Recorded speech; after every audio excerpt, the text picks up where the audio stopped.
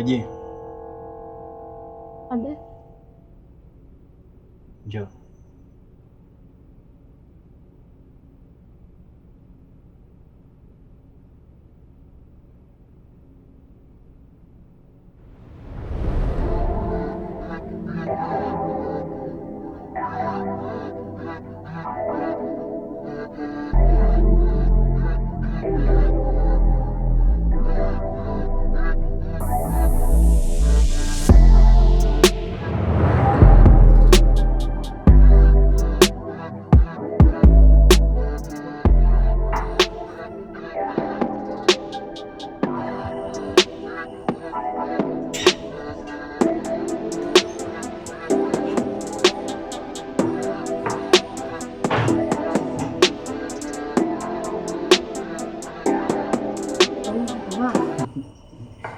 Anakomize mwenyewe. Nilikuwa busy kidogo na kikafika. Kumbe leo umewahi kurudi? Nimepita hapo, nimeenda kubadilisha hadi mavazi. Haushtuki tu. Nilikuwa busy hapo baba kidogo, nilikuwa nasikiza muziki mwenyewe mjikoni. Kwa hiyo mwizi angeingia, angeiba, ningeiba kila kitu. Huyo ni mwizi na wewe ni wewe. Wewe ni kipenzi changu. Huyo ni mwizi. Ni vitu viwili tofauti kabisa ambavyo halifanani. Ukijitetea tu au jambo. Wewe tena. Kwa hapo nimejitetea nini sasa? Eti mwizi ni mwizi na wewe ni wewe. Hizo kwa tu difference ambazo halifanani. Nisaidie sasa. Sasa. Wewe ndo mtaalamu. Ndio inabidi sasa hapo nikufundishe mambo mdogo. Au unataka nijikate? Ukijikata na kupeleka hospitali. Alafu mimi ndo daktari sasa. Mimi nimepatia? Congratulations. Umekata vizuri. Unisifia uongo. Wewe tena nikusifie mimi uongo? Kabisa nimsifie baba uongo. Danganya, mimi unanikuta sebuleni bwana. Yapo.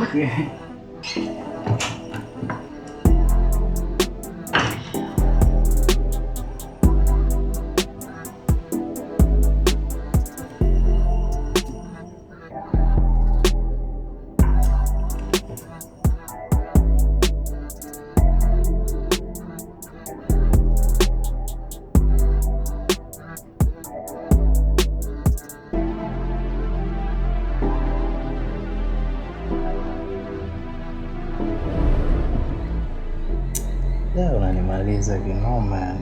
Kwa nini baba? Yaani nikianza kuangalia kuanzia kwenye kidevu, mdomo, pua, macho ndo kabisa yani mimi nakuwa hoi. Wewe tena. Yaani najiuliza kwa nini hakuwahi kuondoka mapema? Yaani angekuwa ameondoka mapema hizi leo ningefaidi mno. Kipenzi huyo mwenzeo Mandonga akija hapa. Aje wapi, aishaondoka na aliamua yeye mwenyewe kuondoka, hata sikumfukuza, aliamua yeye mwenyewe kuondoka. Sasa kipenzi, kama unanipenda nioe ili akija akose cha kuongea. Yaani ukishasema hilo halina upinzani. Kweli baba? Nakupenda. Nakupenda pia.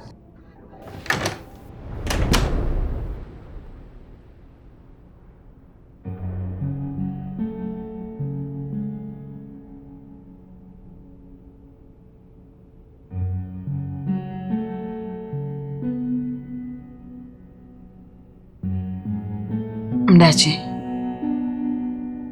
nini hiki?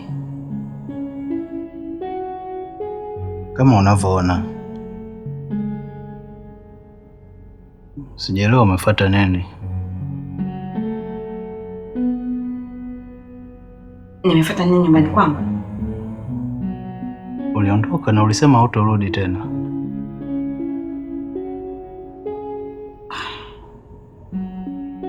Kwa hiyo mimi kuondoka tu umeshindwa kukaza mpenzi wangu, natembea na binti wa kazi wiki moja?